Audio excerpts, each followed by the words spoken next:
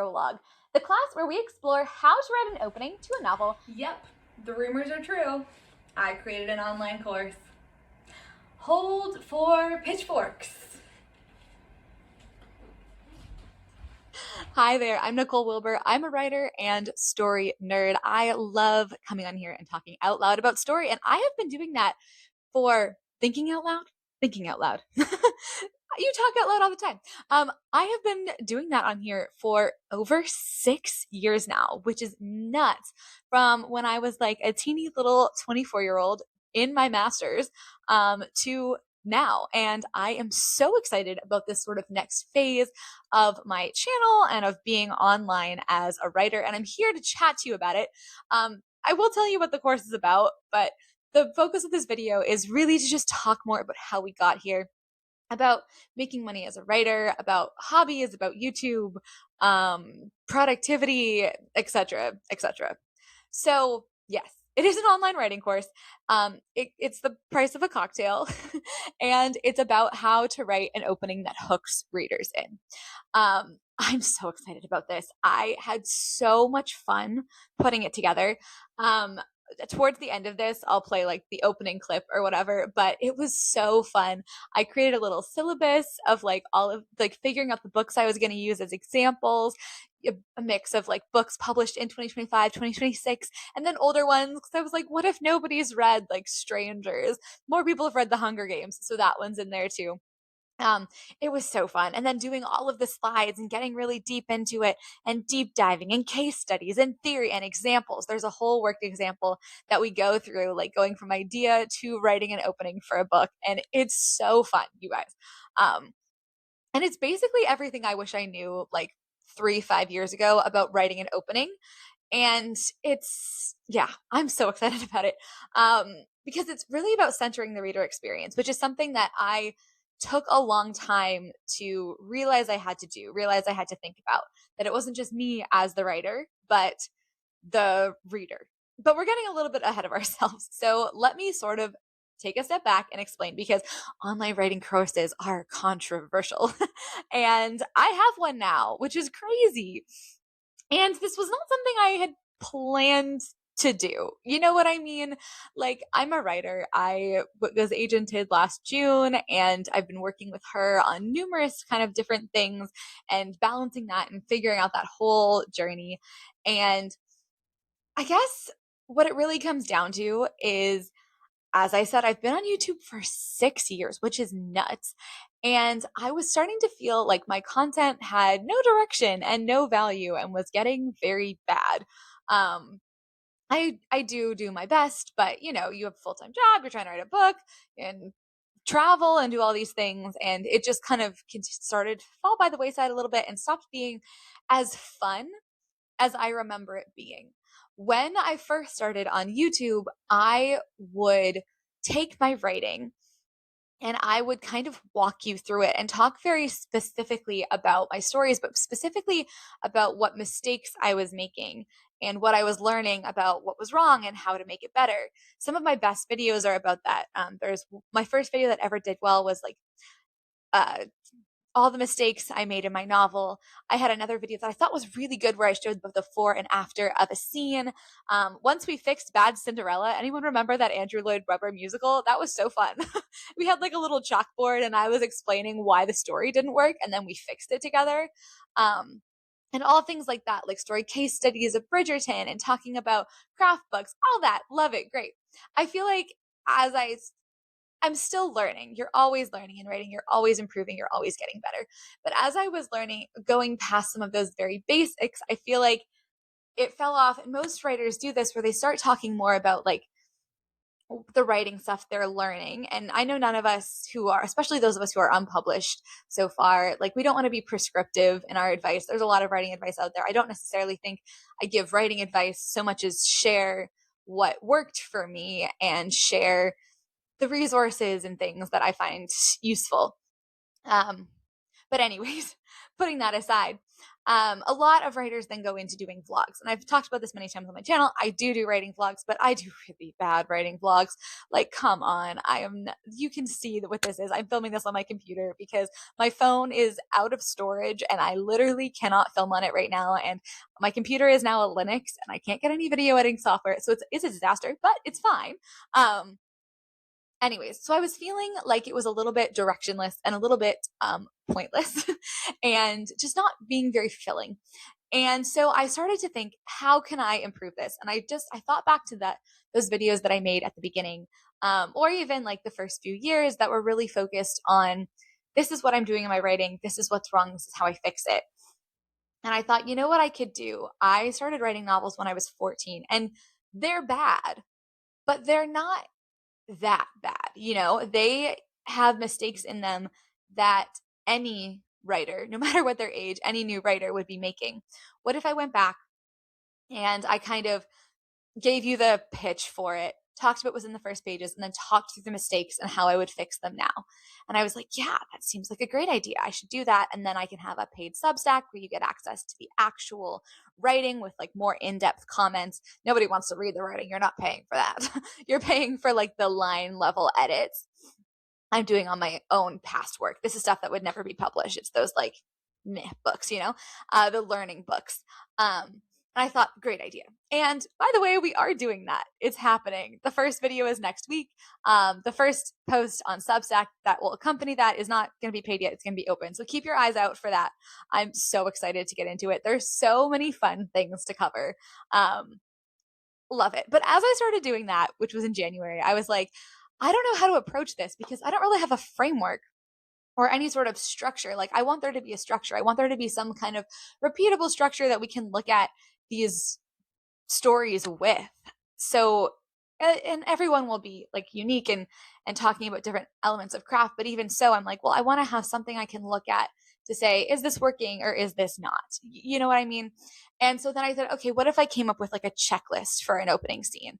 And then I said, okay, that's a great idea. But then I was using all of these like terms and definitions and like things that I use in my head. And I was like, well, then I'm going to have a video that's just explaining all of these terms that people can, and like going through this, that people can reference back to. Because someone who is a very new writer wouldn't know this stuff because I didn't know this stuff. And then eventually you can see where this is going. I was like, oh, for God's sakes, I'll just do a course and I'll walk through everything. And originally it was going to be a $7 mini course, but then it exploded because I am not concise and I really wanted to get into detail. And so then when it was like a 5-hour course with 55 lessons, I was like, if someone buys a $7 course and it's 5 hours of their time, they're going to hate me. Like, they're going to be like, what is this? So then I ended, working with my testers and stuff. We priced it out. It ends up being 24 USD, with some discounts around Substack stuff, but we'll get to that later. And anyway, so it is a full on online course, by accident, really, because I really, this is the thing I want to talk about. A lot of writers, once they come on YouTube, start building an audience.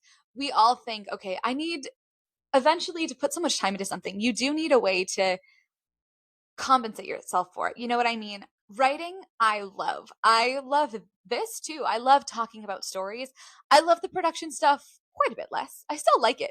And I love the content of this, but I don't love the editing. I don't know if you've heard me complain yet about my phone storage and editing, but anyways, and so I started to think, okay, you're putting so much time into this, 6 years of time. And fun fact, I have made $0 from my YouTube. I have gotten a couple of books for free. I got some beautiful magazines from the Literary Review of Canada. I've been given a couple of craft books to review if I want to, which is so lovely and unexpected, and honestly the coolest part of my YouTube channel. I love that. It's the whole point is to meet people, right? And you get to meet and talk to cool people. It's insane. When I posted my story grid video, I had people emailing me like calls from internal transcripts being like, yeah, this is really bad. And I was like, whoa, how do I have this information? It's so cool. And just to be able to meet people and to feel like a part of the writing community. And that's a huge, huge part of it. And I mean, I would not trade that. I love that. I've gotten so many beta readers from this channel, like, and I've read some of your work as well. So many of you, and we've talked about story, and we've given each other ideas, and we've traded craft book suggestions, and it's been so much fun. But I could be spending these hours consulting and making a hell of a lot more money. And I don't want to, but you do have to think a lot of writers will come to, okay, I'm going to start a Patreon where you get early access videos, or I'm going to do a Ko-fi or whatever it is. And for me, I am doing a paid Substack, and basically this course is meant to be a benefit of the annual paid Substack subscription, if that makes sense. But it also stands on its own, right? So yeah. For me, I went through all of those options, right? I thought about doing a Patreon. I thought about doing the Ko-fi or whatever it is. And I came to kind of the thought of the last thing in the world I would ever want to do is take someone's money and then not be able to deliver. And Patreon or a YouTube membership scares me because I am not the most regular person posting videos, and I've tried to be, and it's just not going to happen. I will be consistent for a couple months and then I'll just leave it off, And I know you have ways to turn off payments, but that would just stress me out too much. And I don't want the creation of the content to ever overtake the actual writing of the books. You know what I mean? Like, there is a focus here, and the focus is, of course, to connect with you all, but it is to write books. And that, I would never want to take away from that goal. So I thought, what can I do that I can feel good about, that I know I'm delivering value, that no one's going to, like, I won't be letting people down, because I could have done a Patreon and put out one of these videos that's in the course every week or something. But I just knew that I would miss weeks and I would fall off, and I don't want to do that. I basically figured out that for me, the best way for people to support me would be for me to create a product that stands, and then you can, choose to grab it or not. But that would be the way to support me and my channel, is through something that I already know is complete, that I already know is good, that I already feel confident in, that if next week I need to stop making videos for a while, you still have the value that you paid for. Does that make sense? So that's why that course is there. It's meant to be sort of an extension of the community. Part of me wants to title this video, I accidentally became an online course guru. That's not my intention at all, actually. I will put out some shorts advertising it, and you'll see me mention it in videos, but it's not my purpose in life is not to sell online courses. But I will tell you, it was so much fun to go back to teaching. And when I was at Oxford last year, this is where I started to have these kind of inklings, because there's another surprise in here too. These kind of thoughts about it. While I was at Oxford, I ended up leading the publication of a student collection. We called it the Oxford Collection. I'll see if I can put a photo up here. It was the most dramatic thing ever. I didn't start off leading it, and over the course of a couple days, it involved people with top secret security clearance and this whole crazy shebang that in the end I became the leader. And I had so much fun, and it was amazing to read. These writers were incredible, right? We were all, a lot of them were accepted to the advanced program at Oxford, just like I was. Some of them were intermediate, didn't really matter. And I got to read so many of their words and make suggestions, not even big ones, not even really developmental, but we were looking at, just a couple of things here, oh, I was confused there, or some grammar, some punctuation, very light editing. But I felt amazing doing it. It was the thing that I was so energized. And it's one of the things that's energized me the most ever. And I loved it. And so after that, I also started taking some courses on Club Ed. It's a developmental editing hub, where you can take these courses on how to developmentally edit your book. And originally I was thinking, I will just take these courses and it'll help me with my own books. But I was like, damn, I really loved working with writers. I loved it. And yeah, That's the other fun surprise. The course has a feedback option where you can pay a little bit more, and I will give you feedback on, I think it's up to 3,500 words, and inline feedback, a little edit letter, etc. That's kind of an add-on to the course. You don't have to do it. There's no pressure. I also include tons of beta reading resources, and I have so many links. If you go through all the links, because some of those links have links, there's something like 70 websites you can go to find writing circles and beta reading resources in the course. So I'm not trying to pressure anybody to do that, but it's part of me thinking, okay, how am I going to, expand? How can I make this a more central part of my income, of my life, and give it the attention it needs?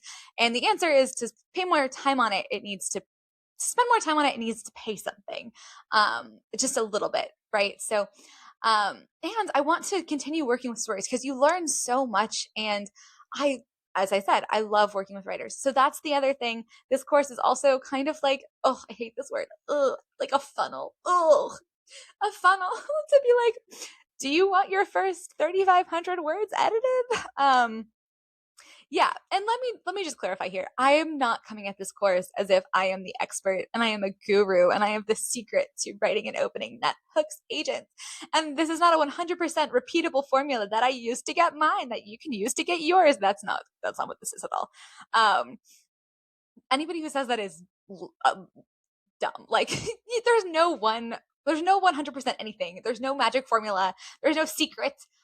You can find all this shit online or by doing your own self-study of, bestsellers and thinking, what are they actually doing? And when I did that, I was very surprised. There is a huge trend of like dual timeline books right now that are best-selling.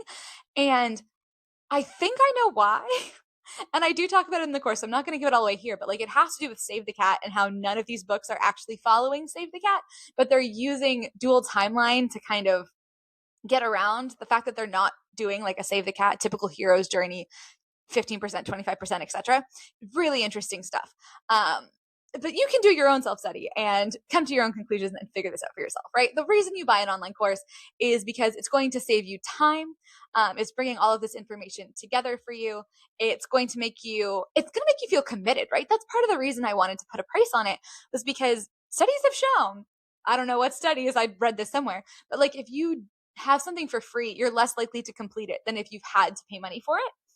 You're less likely to actually go in and finish it, because when you buy something, you're making a firm decision. When it's free, you're like, it was free, great. And yes, so it's commitment. It's putting all the resources together. It's creating a step-by-step process for anybody who's just starting writing their book, or getting tips together for someone who's on the 54th edit, like I was, and helping you move that forward and helping advance it. It's putting examples together, because examples really help illustrate those concepts. And I am so into examples. There are so many examples. If you've ever heard me do a craft book review, all I do is complain about the examples. And this has so many examples. You can also see the book list before you buy it as well. So if you're like, oh, none of those are applicable to me, great, don't buy it. And then yeah, so we have book list, examples. Oh yes, and then sort of putting in that step-by-step, like supportive, we're going together. So that's the value you get from it, right? And I would have loved to have something like this 3 years ago. I, of course, was quite unsure of myself creating this, and I had a lot of imposter syndrome. So I actually finished creating the course over a month ago, and then I recruited a bunch of testers just from this online community. I don't know any of them. And I gave them access to the course in exchange for very thorough, like honest feedback and reviews. They filled out this long form for me, helping me kind of make a couple adjustments. And they all went through it.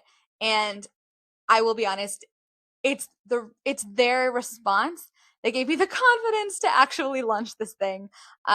They were so lovely. They said very nice things, which are now on the website. But they said the course helped them. It gave them a vocabulary. They learned so many practical tips.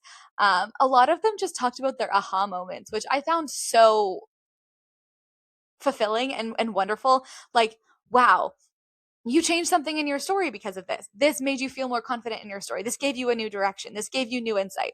And that is the goal, right? So again, those reviews, all the links are below. You can check those out too if you want a little bit of like social proof that it's some people liked it. It's so fun. It's so fun. There's 10 modules, 55 lessons, like all sorts of videos. And then there's a lot of sort of just like written lessons in there as well. There is some like your turn. So every lesson is structured with like theory and examples. And then we do a worked example, which I love. And I think this is one of the reasons I'm excited about it is because it's coming from me as a writer and someone who just learned this, right? Like, oh, I was supposed to put in the clip where I'm like, and here was my feedback in 2023, and here was my feedback at the end of 2023. You'll see that in a second, and how I was able to evolve it from like, what the hell is this opening? You shouldn't start here to you don't need to change anything, which you can always change, you can always improve, but I did get that comment from several editors that I was reaching out to look at my query package. They were like, your sample pages, I can't help. It's great. So I did have that evolution in my writing fairly recently. And so that's why I think the worked example is so cool, is because I'm coming at it not from the perspective of like an agent or an editor or someone who is like evaluating stories. I'm coming at it from the perspective, okay, here's all this theory, and now here's how I'm taking the theory to start from the beginning of I have this idea, and how do I take this idea and actually turn it into a scene. So I really try to go into like the writer brain of thinking things through in a way that if you wanted to, you could follow along. Frankly, like anytime I take a writing course, it's just fun. It's fun to talk about story. It's fun to talk about writing. That's why people watch writing YouTube videos, is because we're entertained. It inspires us. We might get some aha moments. But it's just fun. And it was so much fun to put this course together. It was so much fun to dive deep into all of these stories and to have an excuse to get super nerdy. And I got to do a whole spreadsheet. I call it the Great Database of Best-Selling Openings. There's 25 there now. I'm hoping to expand it. You have 12-month access to this course, so I'm going to continue to update, add things, expand. I'm hoping to expand that to 50 openings, and it analyzes all of these open scenes in an extremely nerdy spreadsheet, and I am so thrilled. It was so much fun. So yeah. Oh, and it's called Don't Skip My Prologue. I forgot to mention that. It's called Don't Skip My Prologue. It's kind of tongue-in-cheek, I guess. You know how readers will skip prologues? You know how that's a thing? That's crazy. And we as writers are like, please don't skip my prologue. Yeah, that's what it is, because the kind of ethos of the course is, let's think about it from the reader's perspective. What promises are we making? What are we hooking them in with? Are we entertaining them? What are they liking? How do we please them? You know, writing is actually very people pleasing. If you ever heard Jennifer Lynn Barnes talk, she talks about how she was like, all right, what's going to please people? And she figured it out. And that's how she came up with the inheritance games. And it's a great strategy. And so that's kind of the strategy we use throughout it, is centering the reader. And yelling, please don't skip my prologue, is not centering the reader. That's centering me as the author, or you as the author, which is not what we should do. So I am going to play the intro and of the video here, and maybe a little bit of the first lesson, just if you want to take a sneak peek. And that's it for me. So you can keep watching that or not. But it was great talking to you. I will see you next week. I believe next week there will definitely be that let's analyze this old writing project and learn all the mistakes and learn all the lessons video, which I'm so excited about. There might be a vlog. I haven't figured out the timing of it yet. I do have a vlog ready, but I'm just figuring out when I'm going to post it. So anyways, generally I post every day on Fridays.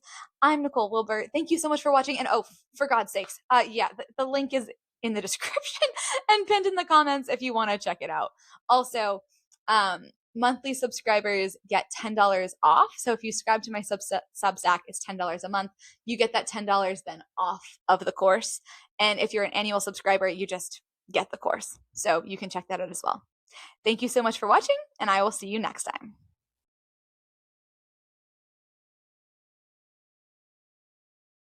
Whether you've yet to write the first word of your first novel or you're about to begin querying after dozens and dozens of drafts, I'm so happy to have you here. My name is Nicole Wilbur, and I am going to be very honest and transparent. I do not consider myself an expert on writing books. I don't work in publishing, and you can't purchase my books in bookstores yet. However, I am an emerging author, maybe a few steps ahead of you in my writing journey, and I want to share everything I've learned to help you get to where you want to be. I've written 5 books as an adult, and I signed with my agent with my 3rd book. We're currently deep in edits on the 4th, and the 5th one is hanging on the back burner, ready to go. In the query trenches, I had a request rate of about 30%, although in my final round, after editing my first scene, I had a request rate of about 60%. But I actually don't think that external metrics like query stats or book sales or whether you have an agent is the best measure of a writer's success. Between 2023 and 2025, when I signed with my agent, my writing went through something of a revolution. In 2023, I was getting feedback like this. The kind of feedback that makes you cry in an airport on your way to Montreal. In 2025, I started getting feedback that was completely different, to the point where when I reached out to editors looking for feedback on my first pages, they didn't have anything to say, and they told me to save my money. I also got a wonderful glowing critique on the Shit When No One Tells You About Writing podcast, and even more importantly, my beta readers were connecting with the story. They were excited. They wanted to keep on reading. So what I've tried to do here is distill what I learned in those 2 years about how to write an effective opening into these 10 modules for you. This course is based on 3 core questions, and I did create a little bit of a cheesy Parthenon-themed visual to go along with these questions. Obviously, you're coming to this course thinking, how do I write the opening of my novel? But there's actually a few little layers of that. So rather than thinking just how do I write an opening, we're thinking, how do I write an opening that works for my story as a whole, that's going to serve as the launching off point for everything that I want to do in my very exciting book? Also, how do you write an opening that works? That means the opening scene, first chapter, first scene itself draws people in. It's effective. It gets the reader started on their journey. And 3, how do you use the opening to demonstrate your chops as a writer? Because especially if you're looking at traditional publishing, you want to be sending signals to agents and editors right out the gate that, hey, I know what I'm doing. You should sign me. I'm good at this. Now, we're mostly going to be focusing on 1 and 2 because 3 is, of course, about so much more than just hooking readers in, but we will touch on it. So the plan is to first talk about how you write an opening that works for your story, how you choose that moment in your story's timeline and your story structure where you should start. And we're going to be looking at it not through the traditional lens of like, start with the setup beat in the ordinary world. We're actually going to be looking at examples from recent best-selling successful books to see, okay, what are they actually doing? Where in the story's timeline are they actually starting? And it doesn't follow Save the Cat. Then we're going to talk about how you write an opening that works. This is scene construction, scene selection, our little scene savers like expectation and decision. We're also going to be talking about suspense and how we build it and use it to grip the readers. And finally, we'll end by putting it all together and talking about winning trust as a writer. Now, the course is structured with a few check-in points to guide you along and distill a lot of the theory and examples into your own project. So there will be points where we will stop. So after we talk about how to write an opening that works for your story, we'll have a point where you will write your first opening scene. Then you're going to write a second opening scene or edit the first one if you must. But I really encourage you to use this time to play, to explore, to try different openings and play around with things. That's the fun of writing, isn't it? It's not everything I write is set in stone. It's, ooh, what if I tried this? At least for the first little bit. Then we'll walk through some revisions. And finally, at the end, if you want, you can get some feedback. So My goal is to provide you with resources to find beta readers and critique partners. There are so many writers out there running services to help connect people, and having a writing community is so, so important. However, at the same time, I have been working on taking courses through Club Ed to become a developmental editor.